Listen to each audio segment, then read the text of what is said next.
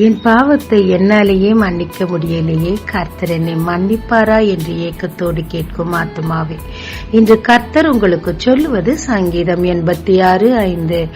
ஆண்டவரே, நீர் நல்லவரும் மன்னிக்கிறவரும், உம்மை நோக்கி கூப்பிடுகிற யாவர் மேலும் கிருபை மிகுந்தவருமாயிருக்கிறீர். தாவீது பத்சேபாளிடத்தில் பாவம் செய்ததால் ஒரு கொலையே நடந்தது.